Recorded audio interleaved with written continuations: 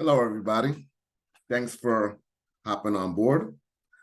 My name is Eddie Laporte, the Executive Director of the New Jersey Office of Faith-Based Initiatives, and we have a series of Q&A webinars, and today's focus will be on Project Atlas. Does everybody see the blue screen here with the presentation? Can someone just raise your hand so I can have an idea that, okay, cool. All right, thanks a lot. So we're going to begin. Here we go. So today what we're going to do is focus on the project overview. Then we're going to navigate the OFBI website. Then we're going to review the grant guidelines. And then we're actually going to go live and access the application.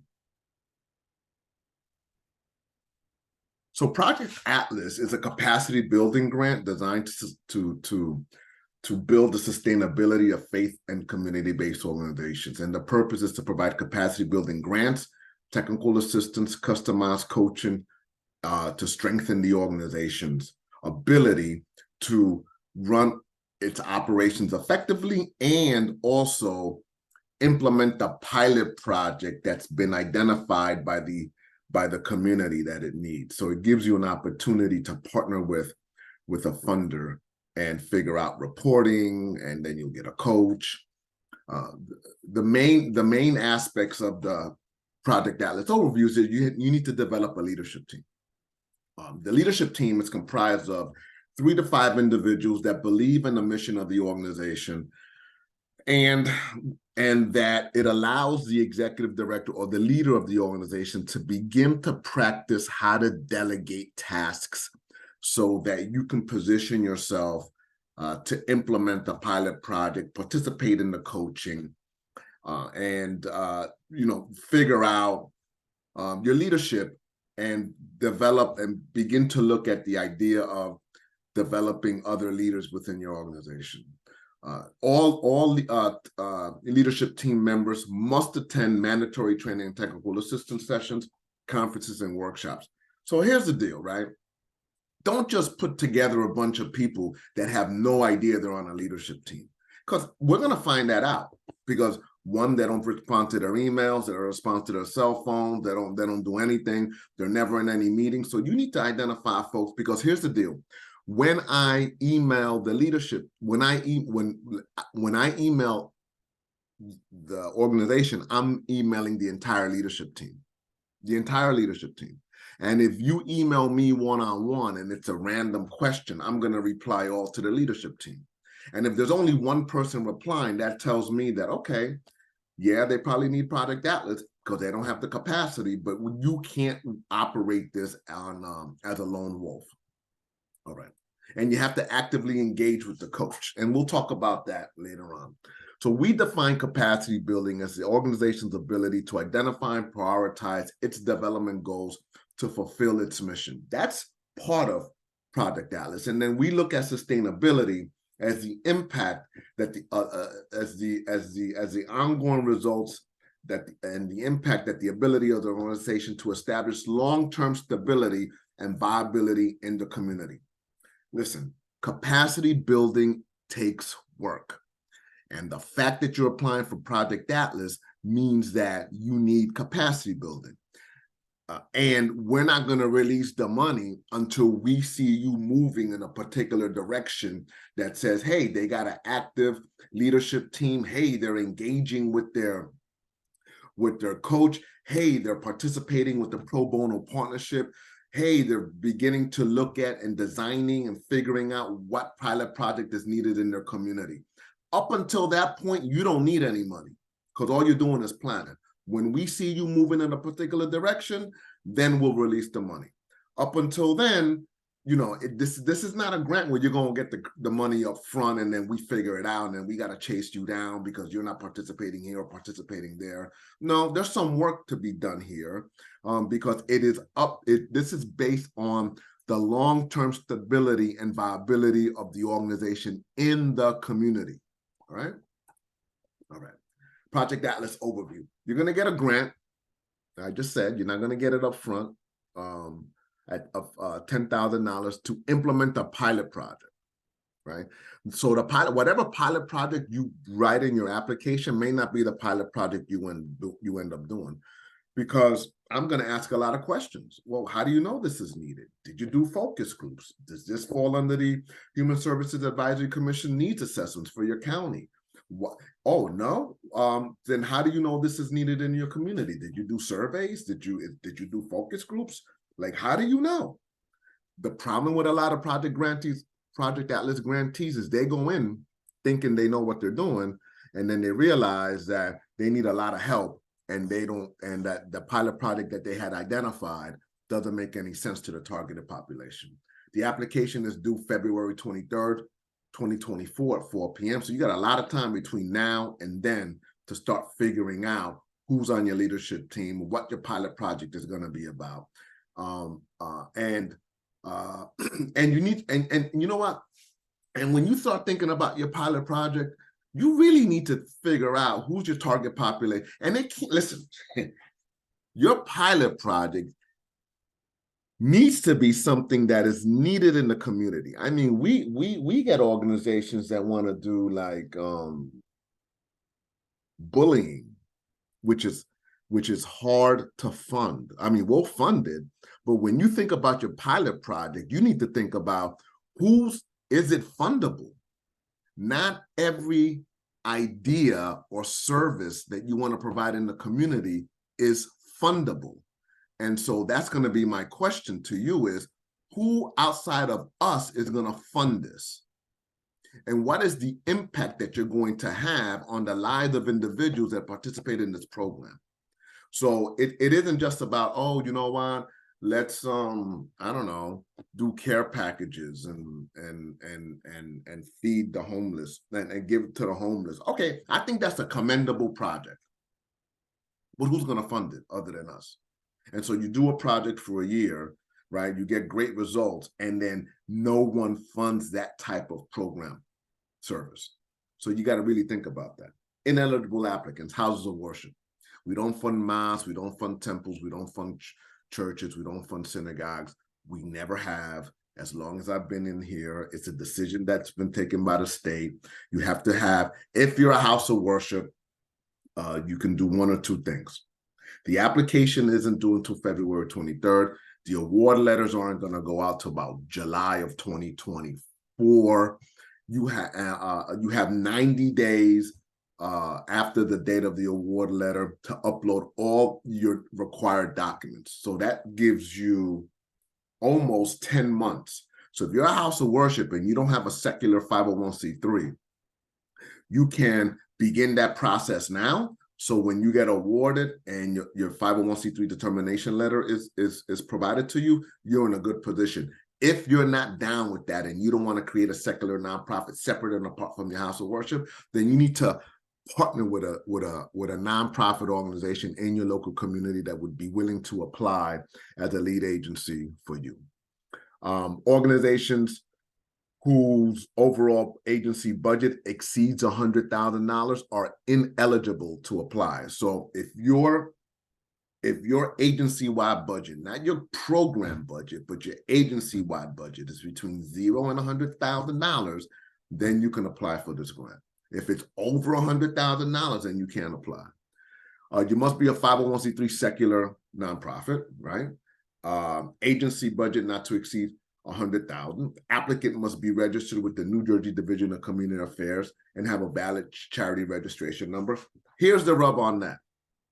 And so if your agency-wide budget is under $10,000, that's $9,999.99, and you can prove that by uploading your 990 EZ, which is an itemized 990, so that we can see what your total income is and that it does not exceed $10,000, then you don't have to register for your charity registration number, right? So we're asking you to upload your 990 EZ. So since the application is due February 23rd, it's not going to give you enough time to file your 2023 990. So you need to file or upload your 2022 990 EZ so that we can see where that's at.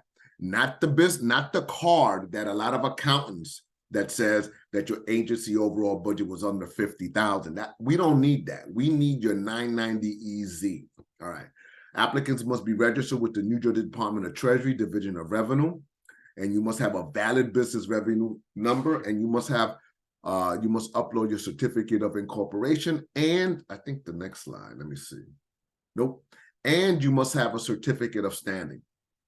Listen, to do business with the state of New Jersey at any grant size, you need to have those 5 documents, right? Either your charity registration number and proof that it's valid. If you're under $10,000, then you need to upload your 990 EZ. You need a Division of Revenue number and upload the certificate, the business revenue certificate. You need to upload your 501c3 determination letter. You need to upload your certificate of standing, and you need to upload your certificate of incorporation. And I know your minds might be like blowing up right now, but we have a webinar that walks you through that entire process, and I'm gonna briefly talk about that. All right. Capacity building and sustainability activities. Now, the best way to write this application is to actually read the grant guidelines so that you have an idea of what this is about, right? It's just like if you're going for a job, you're not going to give them a generic resume. You're going to look at the job description. You're going to use some of the words within the job description. You're going to look at what they're asking and see if what you've done fits within what they're asking. And you're going to redo your resume to sound like what they're asking because of the skills that you're able to transfer over. That's the same way you need to do this grant or any other grant, right? Because it allows it shows the peer reviewer that 1, you know what you're talking about, and 2, you know what you're talking about, and 3, you know what you're talking about, right? So capacity building and sustainability activities include, but are not limited to, developing effective boards and boards governance, building the skills and stewardship abilities of executive leaders, developing and implementing long-term strategic plans, enhancing technological capacity, building partnership with key stakeholders, learning how to evaluate, document, and improve the outcomes and impacts of services. I'll answer all questions at the end. All right. There is a readiness assessment that you're going to have to upload that I'm going to talk about. There are 2 logic models that you're going to have to upload that I'm going to talk about. So the first logic model is going to focus on the pilot project. And the second logic model, which is called the capacity building logic model, is going to look at what are your capacity building needs for the organization itself. So there are 2 separate logic models. And let me say this. Organizations get destroyed by the peer reviewers because they don't upload the logic models and they don't watch our webinar on how to create the logic model. So what they're uploading as a logic model makes absolutely no sense to the peer reviewers because the logic model, the pilot project logic model, needs to align with the design of the pilot project and the budget of the pilot project and the SMART goals of the pilot project. It needs to align. What you're writing in the application needs to align with the logic model. And then in the application, we're talking about capacity building and what are your capacity building needs. So your capacity building logic model needs to align to that. It's not hard. You got a lot of time. It's December 7th. This thing is due February 23rd. You got time to meet with your leadership team. You have time to watch the logic model webinar. You have time to read the application and dissect it. You have time to call me and I can set up a Zoom meeting with you and your leadership team to clarify other stuff. I'm not going to read your application. I'm not going to edit it. But you have time and you have the ability to use our office as a resource. Now, if you're going to wait until the week of the application, we can't give you that time. We can't give you that time because just because you didn't plan effectively doesn't mean you can take our time hostage. I'm telling you, you could take our time hostage between now and probably up to like 2 weeks before the application is due. Don't come to us the day of talking about, what are you talking about, Sage, right? That's not going to happen. All right. So I'm going to talk about that. The application, like I said earlier, it must demonstrate a thorough understanding of what Project Atlas is. So you got to read the grant guideline. You got to respond to all the requirements detailed in the criteria, and you need to present a complete and consistent response. You just can't be all over the place. And I'm gonna talk about the grant guidelines in a minute. All right. So to download the application, you can write this long URL, or you can do what I do for the last decade and a half. I just go to Google and, type in New Jersey Office of Faith-Based Initiatives, and it takes me right there. All right. And then I'm going to navigate the website. So our applications are done electronically. So there's no paper applications. And so we use a platform called the System for Administering Grants Electronically. It's called SAGE, S-A-G-E. And the website, to get to our website, to upload, to complete the application online, is www.sage.nj.gov. It's right there, www.sage.nj.gov. Now, you can't Google that.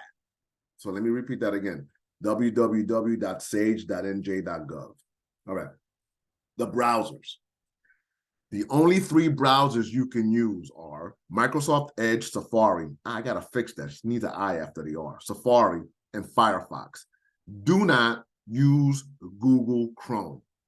I'm going to say it again, and it's in red and it's bolded, but the day of the application at 3:30 in the afternoon, and this thing on February 23rd, and this thing is due in 30 minutes, you're not going to remember me saying on December 7th, 2023 at 12:17, do not use Google Chrome, because when you're stressed, you default to your automatic behavior, which is Google Chrome. So I'm telling you now, do not use Google Chrome.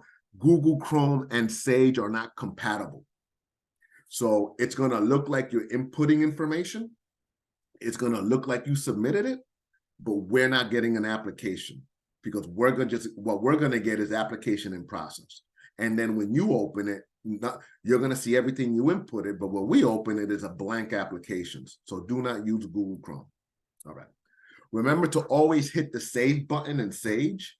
Sage doesn't have an automatic save feature. So when in doubt, click save. All right. Any questions, you can reach out to me. That's my cell phone. I mean, that's my cell phone. And I'm good with texting, just don't, if you're gonna send me a random text, because I'm just gonna get a number, just say, hey, I'm thinking about applying for Project Atlas. I have a question. And then, I can reply back to that, or I can say, hey, do you want to set up a Zoom meeting? That's my email. Our next program officer is Luisa Soto. That's her telephone number. It's not her cell, it's her work phone, but you can get her on her email as well. And Zainab Saeed, that's her cell phone, and that's her email. We all respond good to emails.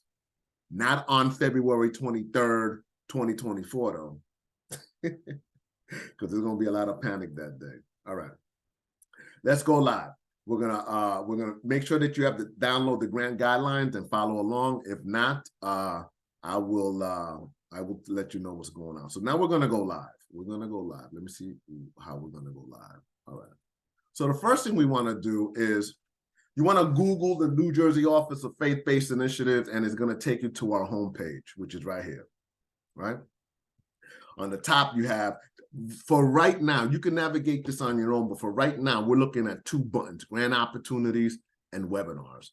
I'm not going to talk about everything else, because you could do that on your leisure. And when you ain't got nothing to do, you can come on here and navigate this, right? So, and then if you scroll down, you'll see 3 columns, right? You'll see spotlights to your left, training at OFBI, and resources. So under the resources, you'll see a link called Instant Connect. If you click on Instant Connect, a sheet comes up, a registration form comes up. You fill this out, you submit, you click submit, you click Instant Connect, and you're automatically added to our email distribution, where you'll get information on funding and other resource opportunities from other from federal government, from other state agencies, from counties, from foundations, corporations, municipal government. So it'll keep you connected. Okay. And then you'll have grant opportunities, and this is where you want to really click on when you get to our homepage. So you click grant opportunities, and this is our grant opportunities page. So, but before I go there, on the top you'll see webinars, and on the right you'll see a navigation bar, and it's got webinars. So I'm going to do this first. So we're going to go to webinars. So when we go to webinars, you're going to see webinars. You're going to see, so if you never apply for a grant through the New Jersey Office of Faith-Based Initiatives, right?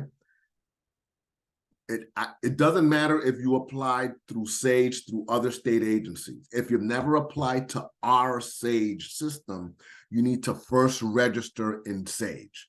So you want to click this first webinar here that says first time applying for a grant in Blue Sage. This is real easy. I think it's a 10-minute webinar, not even that. And it shows you what you need to do to register. Because if you don't register, you can't get access to the application. So it's December 7th at 12:21 p.m. You might want to do this, in the next couple of days or maybe even today. Get it in.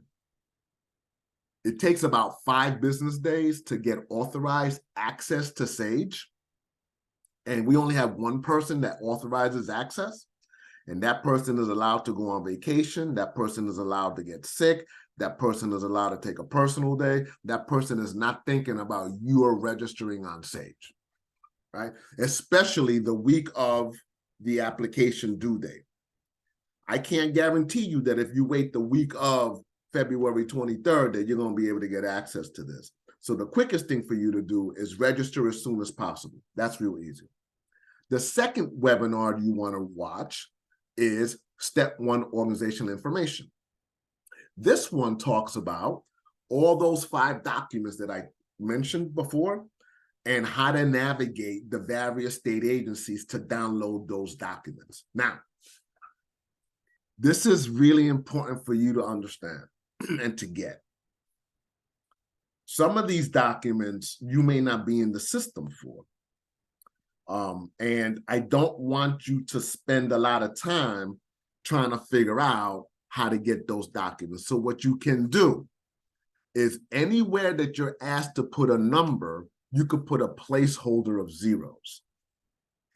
Anywhere, if you don't have the documents, anywhere where you're asked to upload stuff, you can upload a Word document that reads something like this. We understand that if we're awarded a grant, that we will not enter into contracting until all required documents are uploaded. We further understand that if all required documents are not uploaded within 90 days of the award letter, that we understand that the grant will be rescinded. Okay, let me repeat that. We understand that we will not enter into contracting until all required documents are uploaded. We further understand that if all required documents are not uploaded within 90 days of the date of the award letter, that we understand that the grant will be rescinded, because we can't wait for you to get it together. So we're going to have to deny you, reallocate, and give it to the organization who's next in line. So that's key, right? This other webinar is called Introduction to Logic Model. Remember I said that a lot of organizations get destroyed by the peer reviewers because they just don't know what they're doing with the logic model. You and your leadership team need to watch this webinar, right? And then try to figure out what the logic model is for your pilot project. Try to figure out what your logic model is for the capacity building. And my suggestion to you is you do the logic models first, and then you write the narrative based on what's in the logic model. It just makes sense, as opposed to doing it the other way around. And then as we do these webinars, we'll be adding more Q&A. So the other day we did Freedom School. next week, this one and the rest of them will be on here. Okay, so this is the webinar page. This is key, don't forget. And so now we're going to go back to the grants page. So we're going to the grants page, and just a couple things, right? So these are the grant guidelines. This is what you click, Project Atlas Grant Guidelines. And when you click on Project Atlas Grant Guidelines, you're brought to the Project Atlas Grant Guidelines. Now, I'm not going to go through this verbatim because in my presentation, I touched on just about everything here, right? And what I'm going to focus on is the application requirements. But just to let you know that I touched on that, a lot of the stuff on my presentation. The next thing you want to do is you want to scroll down and you want to look at, this is the schedule of webinars. So today is Project Atlas, tomorrow is SEED. If you want to know what SEED is, scroll up to the top, click Social Enterprise Entrepreneurship Development Guidelines, read that, see if it's a fit for you. Then it's on the 13th, it's social innovation. If you want to know what that's about, scroll up to the top, click social innovation, read the grant guidelines, see if it's a fit to you. Now, all of them start at 12 o'clock except special projects. Special project is scheduled for December 14th at 11 o'clock. So make sure of that. These are all your supporting documents, right? You're going to need to have a board resolution. You're going to need to complete the Project Atlas readiness.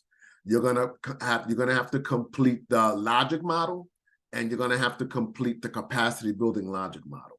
So now let's look at the Project Atlas guidelines.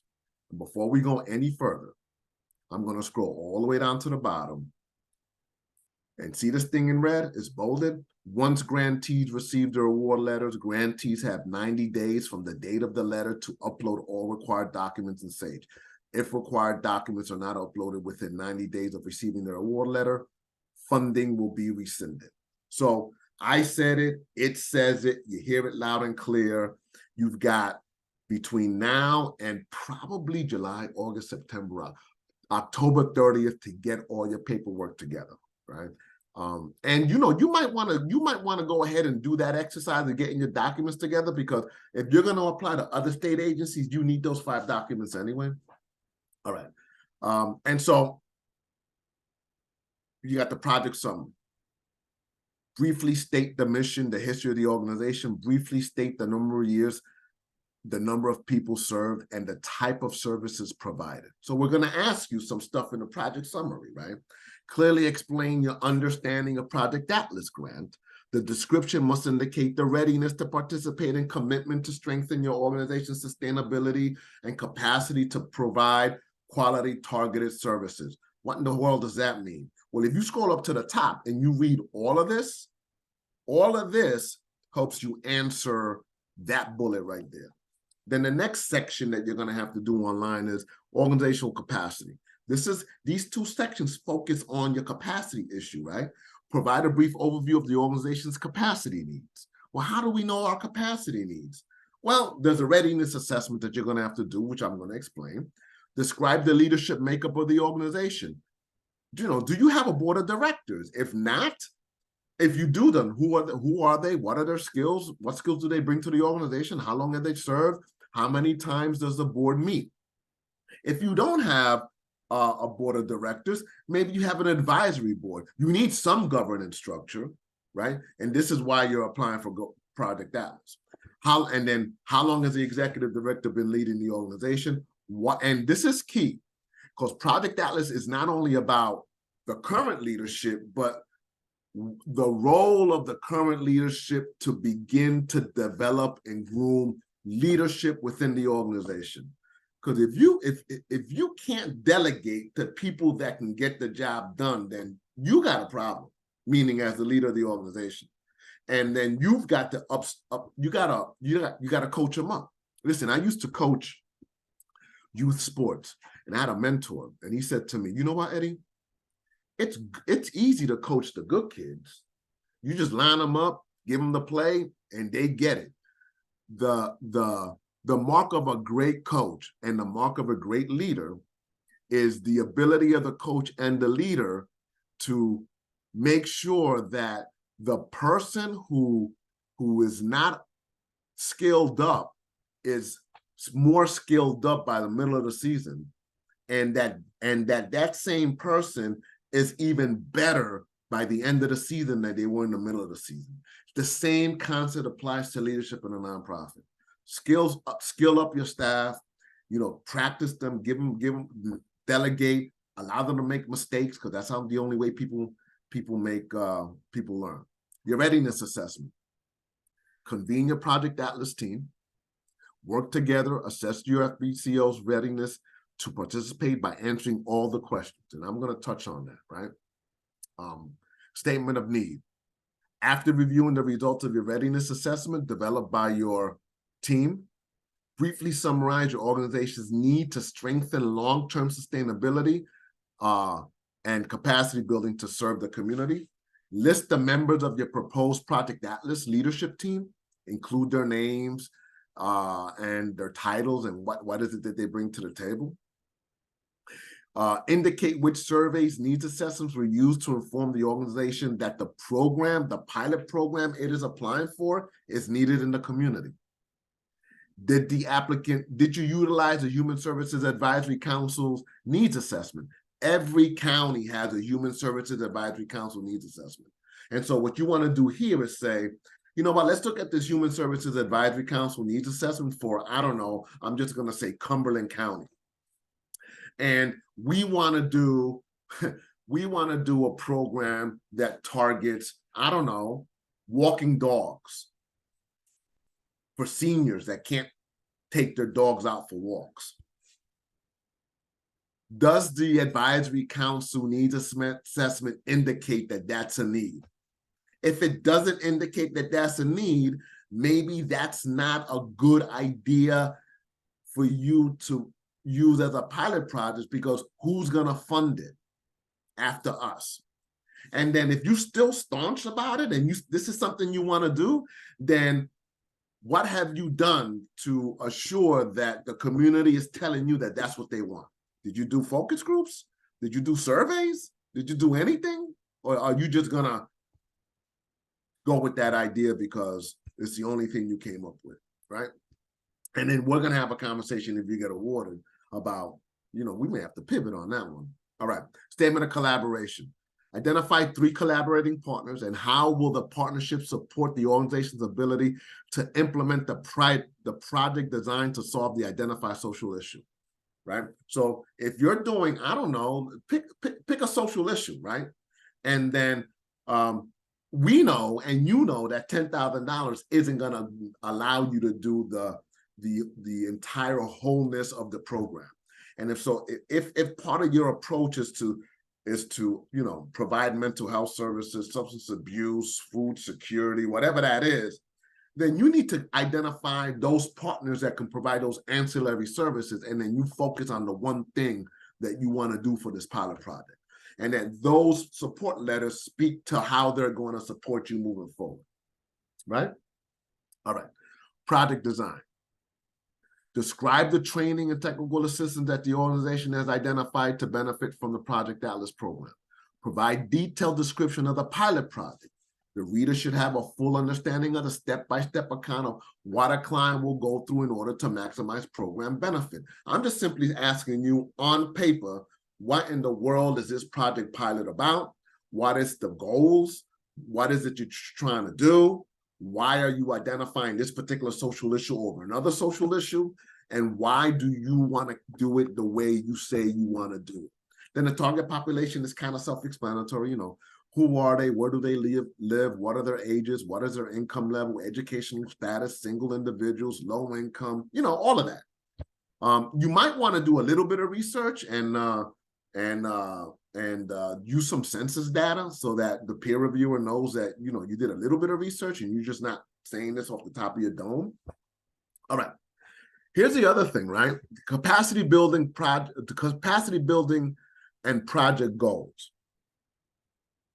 Not only do applicants get destroyed because their logic models make no sense, and or that the grantee forgot to upload it, but the idea of you're not able to do SMART goals. So SMART goals are specific, measurable, achievable, relevant, time-bound. And what SMART goals are is, back in the day, it used to be goals and objectives. Goals were broad-based goal, a broad-based statement, and then the objective was measurable, a measurable objective, right? There was something, you were measuring something. SMART goals brings them all together into one statement. So, for example, a SMART goal might be 80% of the participants who consistently attend this program will improve their academic aptitude by the end of the contract year. Specific, measurable, achievable, relevant, and time-bound. We're asking you to come up with a SMART goal for your pilot project and a SMART goal for your capacity building approach, right? Now, I even took the liberty doing some research for you. So you see these 1, 2, 3, 4, 5 blue links. Those are articles that speak to how to develop and write SMART goals. So you can't say, he just threw this at us and we had no idea SMART goals. I never heard of that before. No, he explained it and he gave us some research to read. And this might be good. This might be something that the leadership team can do and read on that, and then they can edit the SMART goals, whoever writes them, right? The evaluation piece is indicate how you will measure whether and to what extent the program's success has been achieved. The budget. All budgets needs to be done in Sage. You can use up to $2,000 for the purchase of technology. Up to $1,500 of grant funds can be used for administrative costs. What are administrative costs? So we understand that in this process, in this application, you may not have identified all the eventual costs. So we're saying to you, if you want to, you can line item a budget of $1,500 for costs not yet realized. So it gives you the financial slack that you need in the event that you got to purchase something and you just can't buy something because you didn't budget it. That gives you that flexibility. $1,000 of the grant must be this one you got to put in there. Anyway, you're going to negotiate with me, so I'm going to look at your budget. I'm saying, no, you need $1,000 set to the side for staff development. And then 85% of the grant, which is not a lot of money, it's only $10,000 grant, can be used for personnel. We'll have to have a serious one-on-one conversation if you're awarded. Required appendices, board resolution, previous year executed 990 EZ. Required, the other appendices should be, and that should not be under required, that should be under appendices. The readiness assessment, capacity building logic model, and the pilot project logic model. So now, this is how the board resolution looks. It's a PDF fillable form. You download it, you save it, you fill it in, and you get the signature of the board. It's the signature of the board secretary here, right? The Project Atlas readiness assessment. This is a readiness assessment. It's a Likert scale. 1 not ready, 5 ready. And I think it's a total of 11 questions, right? There are no right or wrong answers. Like if you're not ready, then what in this block over here, you look at number 1 that says, do you need to make any changes to assure that you are ready? We want you to be ready for this process, right? So this one says establishing a leadership team that will spend approximately 20 hours with the capacity building coach. That'll be all online and virtual.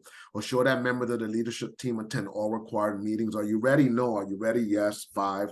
Implement your capacity building work plan that your leadership team has prioritized. 1, no, not ready. 5, yes, ready. Maintain ongoing communication with your capacity building coach to report on your progress and receive ongoing technical assistance. And so you need to read all of these and then take an honest assessment of because this is going to tell us whether you're going to commit to the time that's going to be needed to participate in this program. And then after you do this and you say, you know what, nah, this is too much. This is too much for $10,000. Then you're not ready. Because if you don't have the capacity and you're not willing to take the time commitment that you need in order to build your capacity, then you're like pre capacity ready. You're not even at capacity ready. So that's that. This is the logic model. Listen, this is the model that we want you to use. The webinar is going to tell you or show you how to complete this. This is what the peer reviewers are going to look at. The resources column must align with the budget. It must for the pilot project. So whatever you're saying you need to spend for the pilot project must be in here. The activities. If you have the resources, then there are certain activities that you can do. And the activities need to be identified in your project design. Like, what is it that you're going to do? You're going to meet twice a week, 3 times a week. What time? What are you going to do in week 1? What are you going to do in week 2? What are you going to do in week 3? You know, do you have a schedule of activities? That sort of stuff. And then the outputs and the outcomes, the outputs of the goals, the outcomes of the is a measurement. So if you wrote a good, compelling SMART goal, you take the specific language of the SMART goal and put it on outputs, and the measurable part, you put it on outcomes, and then the impact is, you know, because Eddie participated in this program, these are certain things that we're hoping to be able to measure. That's the logic model. And if you do this first, it guides your narrative. Project capacity building logic model, which is different from the pilot project logic model. What are the resources that you need in order to enhance the capacity of your organization?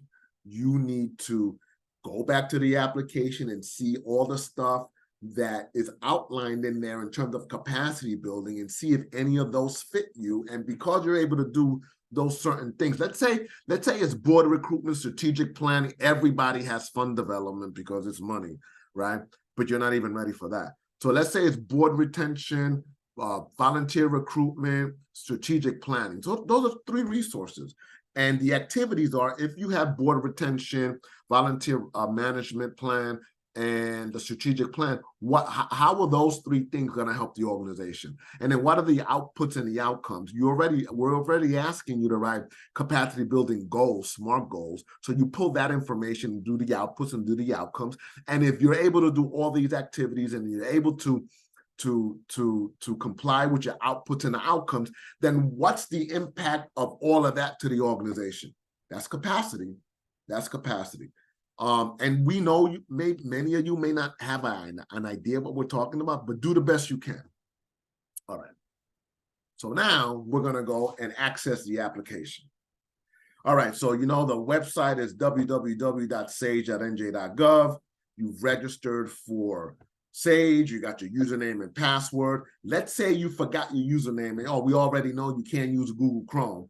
So let's say you forgot your username and password. And then, let's say you forgot your username and password. If you forgot your password, you click forgot username and password, and it's going to ask you for an email. You need to put the email that you use when you registered in Sage. If you put a different email, you're never going to get the email to reset your password. All right? So you got to make sure of that. And then when you put the email that you registered with Sage and you click enter, then you're going to get an email with a random letters and numbers password. You cannot copy and paste that under password. You need to insert each number and each character individually, and then click login. When you click login, then what's going to happen is that it's going to take you to another window so that you can actually reset your password. So let's say you did all of that. This is our test site. This is a site that we test our applications. This is a site where we test our reports. And so it's going to look super busy, but when you log in, and this is the site that we use for educational purposes. So you log in, you got your username, you got your password. Sage is super temperamental, right? So it's like, sometimes it takes a minute for it to move into the next page, like here. So when you get to the My Task list, it'll say the name of your name. So we have Angela, that's our test organization. And then you're going to see this blue box. It's not going to look anything like this. It's going to be empty, and it's going to be small because you haven't done anything. So when you get to this page, I need you to scroll down all the way down to view available opportunities and click view opportunities. Now, I tell my staff all the time, you can tell if they watched the webinar based on the questions that they ask. And so if they ask a question to me that I know I answered it in the webinar, I'm gonna send you back to the webinar. All right. So you got to be cool with that. All right. You come to provider, you expand the drop-down box, you click NJ-SAGE_DOS for Department of State. And then under document instance, you plug in Project Atlas. And then you click filter. And then because it's our test site, all of our other grants here from previous years show up. But what's going to show up, it's actually this one, OFBI Project Atlas 2020-2025-4, and then it will be the name of your organization. Okay, that's it, I'm good. You click apply now. Then you're going to be brought to the agreement page. So this first bullet talks about the general funding guidelines, and I have yet to hear anybody tell me what a remarkable read that was, because I don't think anybody ever clicks on that.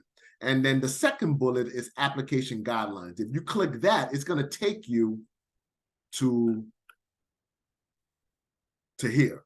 And then you just got to go to the grant opportunities, because our most current grant guidelines will be on our website. Okay, you did all that, you click I agree.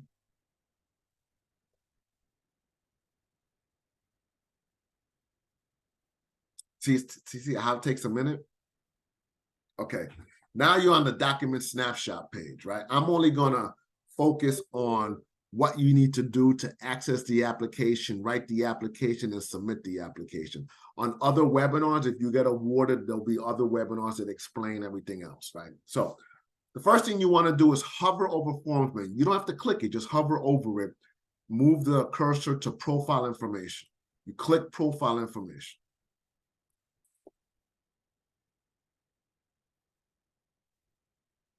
All right, so when you click profile information, you're brought to this page, and you're gonna say, this is what you're gonna say on February 23rd at 3:45 p.m. and it's due at 4 o'clock. Hey, I'm on this page and I can't write anything.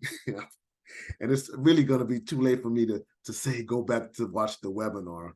But when you get to this page, it's gonna be blank and you're not gonna be able to do anything. You're not gonna be able to write. The only thing you're gonna be able to do is fill in these 4 boxes right here. So I'm going to say Mr. Curtis Martin, because I'm a Jet fan and he's a Hall of Famer, right? And then I want you to scroll down to the bottom, check off that box, come up to the top and click save. So this is when the panic sets in. Like, you know, I'm always doing the day off because that's when, you know, your computer doesn't work, Wi-Fi is not working, and then you get a error message like this, and you're not going to remember what I said on December 7th at 12:48 p.m. If you get an error message on this page, what you want to do is click save again. Because by clicking save again, remember that second webinar that I mentioned earlier in my presentation that says, you know, these are the 5 documents that you have to upload. It's pulling information from that page onto this page. And sometimes you got to hit save 2 times to fully migrate all the information. Okay, boom, here it is, right? Now it's fully set up, right? Then I want you to go to hover over forms menu and click selection of grant category. I think you only have one selection, it's Project Atlas. So you put the title of your Project Atlas. You can write Project Atlas again if you want. You click Project Atlas, go to the top and click save. Now you can click save or you can click save next. So I'm gonna go back and forth between the two so you can see how that actually works. All right, so when you get this green light here, it says everything has been saved. You hover over save, you hover over forms menu, and then you click organization contact. Listen, this is key, right? Because the information that you're going to put on this page, especially the emails, is what we're going to pull in order to communicate with you. So if it's garbage in from your end, it's garbage out from our end. So if we're not getting in touch with you and your email is wrong, we don't know what's wrong. So what we want you to do now is come down to the bottom. See these asterisks here? You can't fill that out. It'll automatically populate when you click save. So you come down to the bottom and whoever your authorizing official is Ms. In charge, right?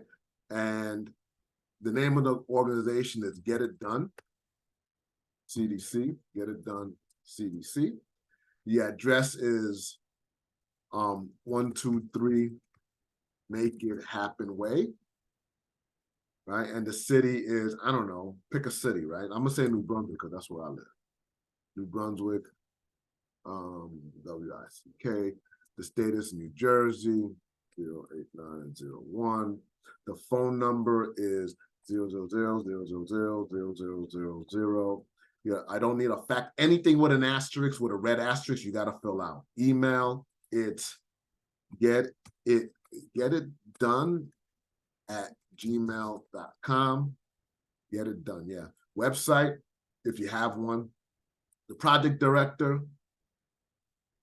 his name is going to be, Celia Cruz, because I love salsa, right? And she's a famous salsera. And so she works, the name of the address is 123 Make It Happen. Happen Way. The city is New Brunswick. Oops. Brunswick. The state is New Jersey. The zip code is that. Scroll down. The number is that. Telephone number. 00000001234. Perfect. Fax, we don't need a fax. And then the email is going to be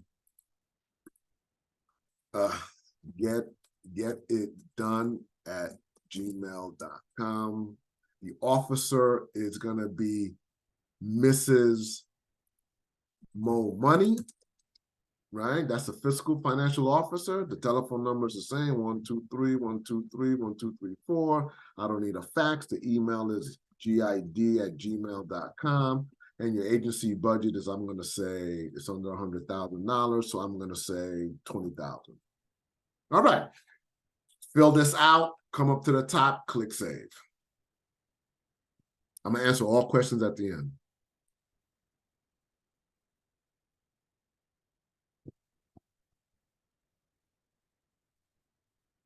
Yeah, sometimes this is what happens. If it's happening to me, it happens to you. So the green light is here. You hover over Forms menu. Now you can go in any order you want, but I'm going to go in the order of the links.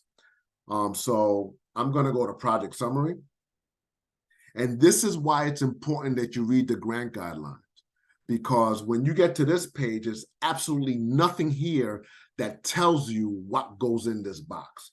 So you need to have the grant guidelines next to you. So I already went over that, so I'm not going to repeat myself. So you go up to the top and you can click Save Next. By clicking Save Next, it saves this page and goes to the next form in order.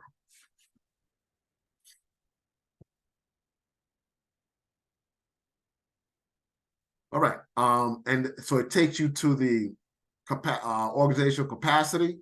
Again, you got to have the grant guidelines next to you. Fill that out. It says see the characters on the bottom. So listen, you can't talk.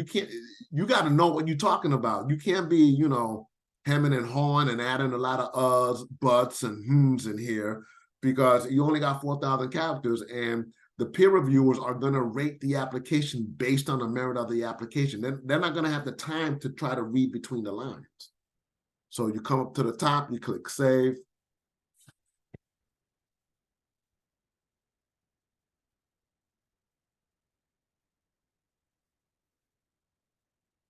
So if you think this takes long, wait until February 23rd when everybody's trying to get on this bad boy submitting. It takes a minute to go from different pages. All right, you scroll up to the top, you go to and every time you see a pencil there, that means that the form has been completed. Statement of need. Click Statement of need.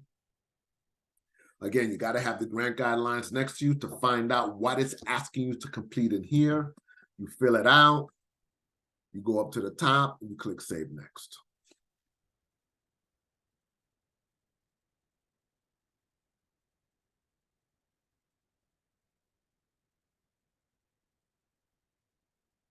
All right. So now you're on statement of collaboration. This is key because you need 3 statements of collaboration, right? So you're going to do org1, that's the name of the organization, whatever. But for test purposes, I'm just doing tests. You look at their support letter that they sent to you and you summarize it and you put it in here, in this text box that I'm putting test. I'm going to the top and I'm clicking save. I'm not clicking save next, I'm clicking save because you have to do this 2 more times. And the way that you do this 2 more times is once this page is saved, you'll see an add button. And then you click add and it'll wipe the page clean so you can put the name of the second organization. But as usual, Sage is kind of slow. So you saved it, it's saved on the top here where it says save, set next, and add, you click add. So when you're delegating this and you want certain people to write certain aspects of the application, they need to watch this webinar. Right, and then you put the name of the second organization. For our purposes, training purposes, I'm putting org2, and then you summarize that support letter, come up to the top and click save. Because as a leader, you got time. It's December 7th. This thing is not due till February 23rd. And everybody's telling me, why are you giving them so much time? Because you know they're only going to wait until 2 weeks before the grant due date. I said, I know, but maybe there's somebody in this group that's just like really about time management and understands the importance of that. Who knows? All right. It's saved. You hit add one more time.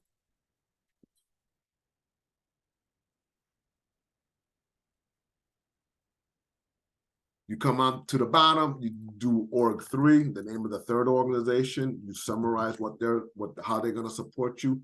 You come up to the top and you click save. How do we know that all 3 support letters are in, or all 3 statements of collaboration are in? It's really easy. Once this thing saves, you'll see there's a drop-down box over here, and you open it up and you'll see 1, 2, 3 support letters. Perfect. There you go. The only link that doesn't have a pencil is the statement of collaboration. But if you'll see that it looks like it's double page, that means that you have multiple statements. And if you hover over statement of collaboration, you'll see that the 3 letters pop up there. Then it's project description. We're almost done. I think another 10 minutes. All right. So again, this doesn't give you any idea of what you're supposed to put in here. That's why you need to have your grant guidelines out for our purposes. So for project design, you fill that out. For target population, you fill that out. For your SMART goals, your capacity building SMART goals and your pilot project SMART goals go in here. And then, how you're going to evaluate the success of the pilot project and the success of the capacity building training what would a successful capacity building process look like for your organization? You got to talk about that. Come up to the top, and I'm going to click save next because I'm going to save this and go to the next page.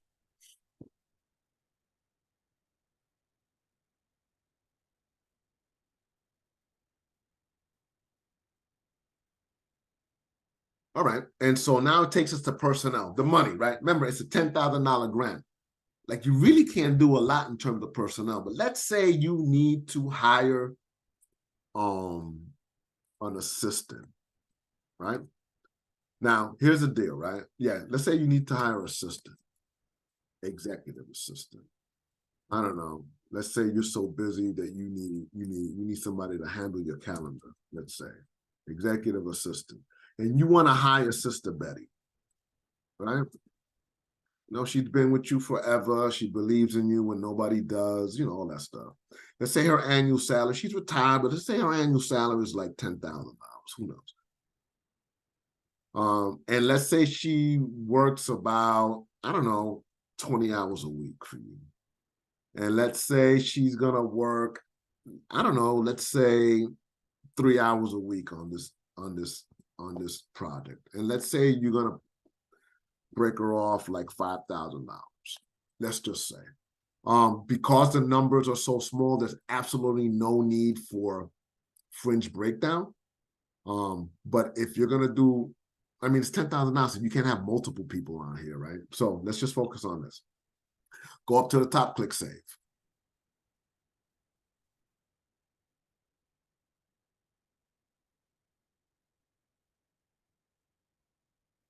Sage is calculating the annual salary, the standard weekly hours, the hours that he or she's going to work.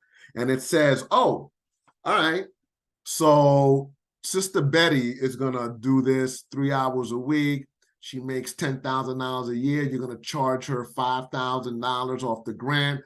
That's not enough. That's not enough. Why? Because you see this negative here, right? So then this is when you have to play. Then you're going to say, okay, if that's not enough, then how much can I give her? So let's say it's $6,000, because we don't want a negative there, because you won't be able to submit the application with a negative. Let's see if that works. I don't think so, though. But you got to play with this. Well, maybe I got to increase the hours. So if this doesn't work, this is how you're doing it. That's like, I'm thinking it through. You got to be like, okay, maybe I need to maybe I need to increase the hours.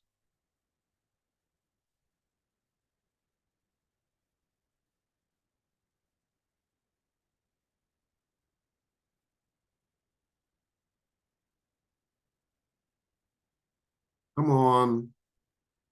This was going to happen to you. You're going to be aggravated, frustrated.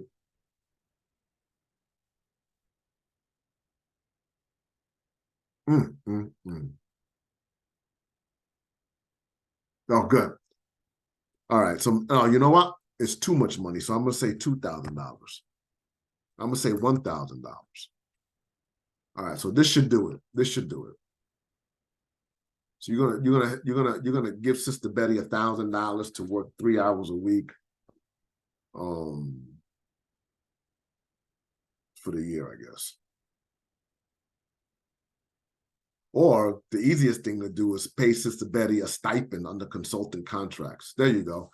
So it's gonna say, okay, you're gonna pay her $1,000 from the $1,000 from the grant. Funds from other sources means that the total is $1,500. So Sage is going to automatically assume that you're going to find the $500 from somewhere else. Okay, go up to the top, click consultant contractors. And this is an opportunity for you. If you think you need a grant writer, you can put it in here. You can say description of services, grant writing for grants during contract year. Let's say the estimated cost is $5,000, but let's say you're going to charge the grant $1,000. Oh, that's the cost estimate is $5,000, and let's say you're going to charge the grant $2,500. And then whatever. Oh, you got to purchase insurance, because you got to get insurance. Agent to be determined, and let's say that's going to be like $800, and you're going to charge the grant $800. All right. What else is there? That's it. And you come up to the top and you click save. Sage is calculating, adding up 2,500 and 800.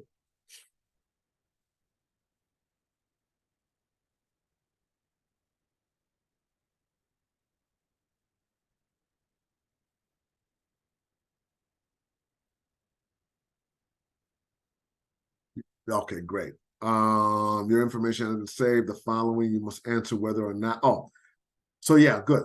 So do consulting services demonstrate a true employer-non-employee relationship as per IRS regulations? Yes. Go up to the top, click save.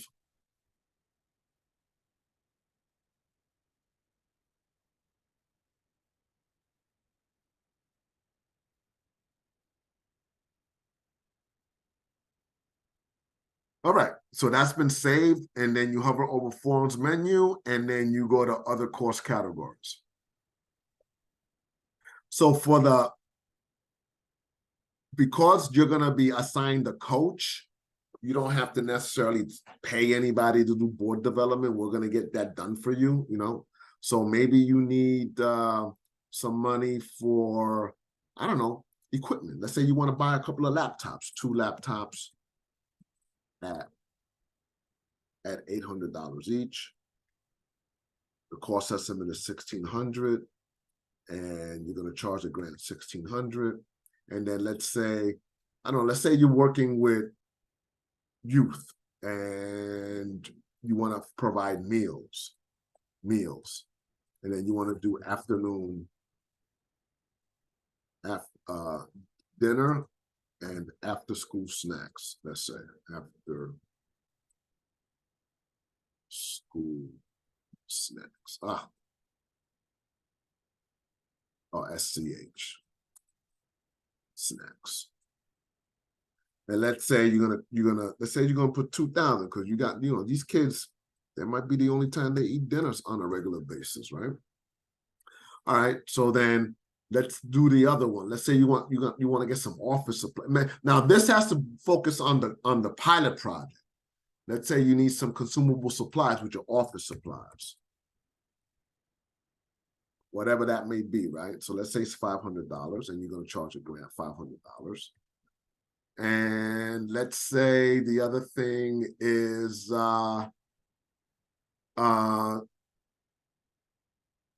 know what? Oh, I know what you need. You need other, and you need staff development,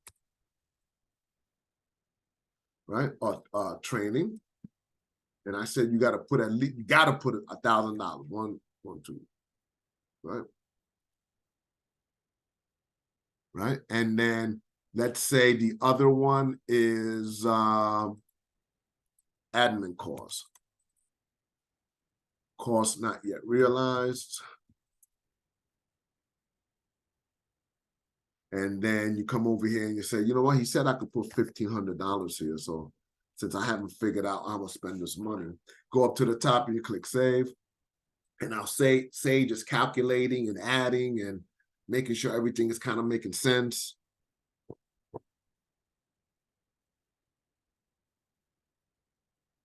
All right. And everything is added up, and you spend $6,600 here. You scroll up to the top and you come to overall budget. You see a red hand there. The only thing you're supposed to do the only thing you can do when you get to the overall budget page, once Sage finishes its processing, the only thing you can do here is click save. And by clicking save, it migrates all the numbers from all the previous budget forms onto this page. And so the grant is for $10,000 for the pilot project, and the total should equal $10,000, and it doesn't.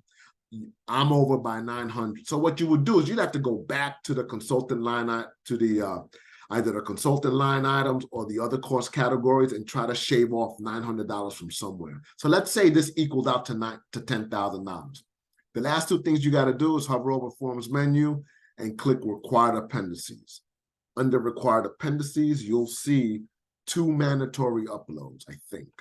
Yes, 3. Oh, perfect. You'll see the board resolution. You'll find the board resolution. You come to here. Let me see. Let me go to work.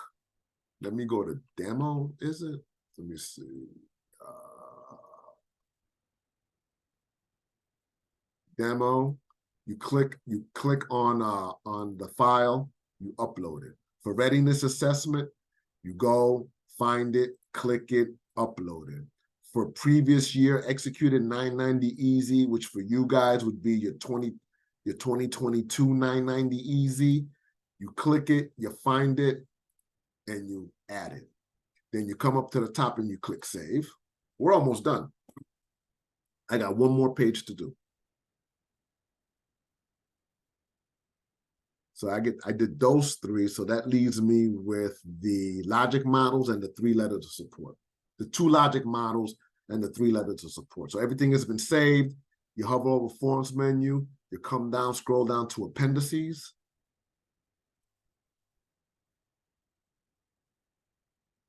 And then what you do is you'll say pilot logic model.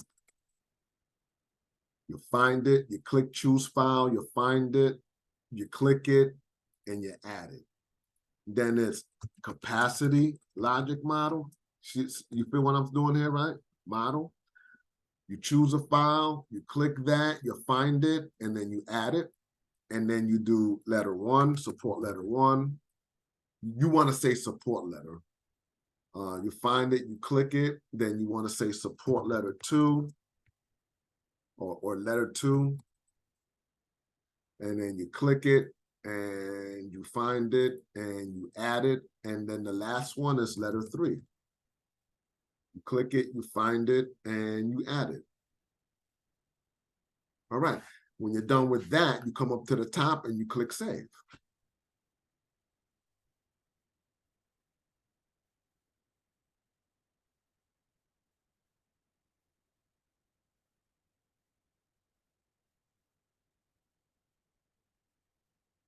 So it's there we go. So everything is saved. So now you want to submit the application. How do you submit the application? First thing you want to do is hover over the performance menu. Make sure that there are no orange hands up. That's like a stop hand. If there is one, you're going to have to go into wherever that form is and fix whatever it is you need to fix. But if you don't see any orange hands when you hover over performance menu, hover over status change and apply status that's underneath application submitted. You click apply status. You click yes, I want to submit the application.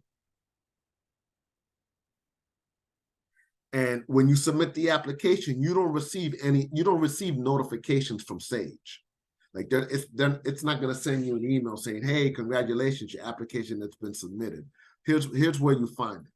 So when you submit the application, you come back to the document snapshot page. You see that right there, wait. Document snapshot page. So if this box is not open, you click the details box. And if you go from left to right, info, document type, organization, role, current status, you'll see application submitted and you're good to go. And that's how to access the application and submit it, how to do the budget. I went over the grant guidelines. I explained the logic models and the readiness assessments, the board resolution. So you guys should be ready to go. So I'm going to stop sharing and I'm going to answer these questions. Let's see. A. Simon says, thank you for this webinar. Can you provide clarity on which one an established small nonprofit should apply for, either Atlas or Seed first, or should we apply for both and be funded for both? Well, if you're applying for Project Atlas, that means you don't have capacity. And Seed is just too demanding for an organization that lacks the capacity to apply for Seed. It's just too intense of a program. Seed is looking for organizations that you have some semblance of capacity, you have an executive director, you have something that looks like a board of directors or an advisory board, that you meet somewhat consistently, that you have experience in implementing social service programs, and you're looking to create a revenue generating model, and that you have a leadership team that's going to focus on that. That's for Seed. If you don't have that for Project Atlas, you don't have that for Seed. And so Seed, for a newly developed small nonprofit who's still trying to figure out what they need to do right, I would say go for Project Atlas. Okay, that was a long answer. Second question, can you please provide clarity? Did you mention that after obtaining the Atlas grant to build capacity, then OFBI will assist nonprofit orgs with assistance on obtaining additional funding to actually fund the rest of the organizational business and programs? If so, will the additional funding come from OFBI, or will OFBI help orgs obtain grants funding from outside orgs? The short answer to that is no. We will give you access to funding opportunities. You will have to determine if the organization is in the capacity to go after grants. Let me give you an example. There are many organizations that we fund that say they have the capacity, and then when they get a grant, they have the And these are established nonprofits. So I can only, and I know smaller nonprofits have the same issue. They can't spend the $20,000 effectively. Why? The program, nobody attends the program. They have no data. They have no participants. They don't have a reliable location. So we're not going to help you find. We're going to help you say, hey, here's a grant. You know, if you're ready, then apply for it. But no, we're not going to, what you say here, provide an assistance in obtaining additional funding. That's not what we do. That's really based on the capacity of the organization, its ability to implement a realistic funding development plan, its ability to get a really good development officer or grant writer on board. And if you're not in a position to do that, then you're not in a position to begin the process of getting multiple funding streams. You have to have a board. You have to have an executive leadership, right? You have to have the executive leadership. Maybe you have to have a deputy director. Maybe you have to have a program director. Maybe you have to have folks that actually implement the program before you can go down that road. Shazelle Muhammad. Good afternoon. Our income was under 50K last year, so we filed a 990N, not a 990EZ. Can we use the N? Yeah, you can upload it. Let me see what it looks like. If your funding is under, if your funding is under, if your funding is under 50, you can apply for a seed, but because you're not telling us that your funding is under 10,000, you're gonna have to apply. You're gonna have to register for a charity registration number. If your funding is under 10, but you only submitted the 990N, we have nothing to tell us that your overall income was under 10,000. Because we don't have that, you're gonna have to register for your charity registration number. Now that's relatively free. It's just the process of getting the paperwork in. Okay, so I think I answered all the questions. Again, if you have any other questions, please don't hesitate to call me. My cell is 732-289-1896. I'll put it in the chat. 732-289-1896. And my email is edward.laporte@sos.nj.gov. And this is my cell phone number right here. Thanks a lot for being part of this presentation. And if you have any questions, give me a holler. Oh, wait, I think there's another question. Hold on. Ooh, I almost left. In response to the answers you provided to our first question, we have all the things you mentioned. We can probably only need to work on building a stronger leadership team, but we have a small leadership team, board programs that we ran since 2015 with up to 35 students. Okay, so you're gonna have to figure out. So SEED is a revenue generating model, right? So you're gonna have to figure out that how are you gonna generate revenue and not target the low-income community, because that cannot be your target. So tomorrow I'm having the SEED Q&A, so you may want to jump on that one to have a better idea of what the SEED project is. We also, I don't know what the 35 students is about, but we also have college readiness and skills trade readiness that you might be interested in looking at. And that's going to happen. That Q&A is like social innovation. That's going to happen sometime next year. And so, I mean, next week. And so I think you're going to have to figure out, you know, out of all the grants that are here, am I, what's that called? What's that thing when organization, mission drift? Am I just flowing where the money's at, or am I targeting grants that fit our organization? That's a question that you guys have to answer. FYI, we are not able to copy and paste anything you put in the chat. All right, well, watch the webinar. Watch the webinar that I'm gonna upload, and stop it where my contact information is, and then write the number there. All right. Any other questions? Let me see. Talitha, can you say your email again? I can see that the chat also, we will get a copy of this webinar. Yeah, so this webinar will be posted on our website by next Wednesday or Thursday, the latest.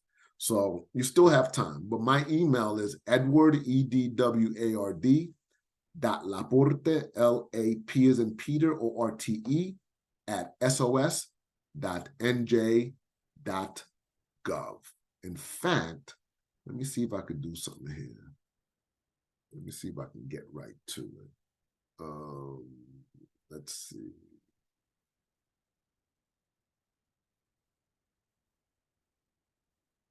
Getting to it. I'm getting to it. I'm getting to it. Boom. Everybody see my screen right there? I'm gonna leave that up while I answer these questions. All right. When we met in person, you said we can apply to numerous grants available this season offered by OfferMe. Is that still correct? Yeah. Yeah, you got the bandwidth to apply for multiple grants. You go for it. That doesn't mean you're gonna get them. But you know, good luck to you. Okay, let me see if there's another question. And more importantly, if we apply, can we be funded for more than one grant? It's not my decision, right? Because I don't make the decisions for grants. We have independent peer reviewers. So they decide on whether so whatever grants you're writing or categories you're writing, you're competing with those same categories. So if you write Project Atlas, you're going to be competing with Project Atlas. If you write for seed, you're going to be competing for seed with other seed applicants. If you write up an application for college readiness or skills trade readiness, you're going to be competing with them. And so those grants can only be used to provide. So our funding is not, it's not a lot of funding. And so there's no way you can have a standalone grant to run a standalone program. And so you need to have an existing program in place that our grant can be used to help you create a component of that program that you don't receive funding for, but you know that it's needed. That's how you need to think about it. All right. I hope that answers your question. And finally, are the independent peer reviewers separate for yeah, they're separate for each grant. They're separate for each grant. I mean, we have a lot of organizations that apply for multiple grants, and if they get 2, they're lucky. Mostly they only get 1. But yeah, they don't communicate. The peer reviewers don't communicate. The panels don't communicate with each other. So you got time, you can put it in. All right. Any other questions? I think that's it. Let me see. I think I answered all of them. Okay, everybody, so you got my contact information. I really appreciate you guys hopping on. I'm going to stop the recording and I'm going to end the webinar. Have a good day. Bye-bye.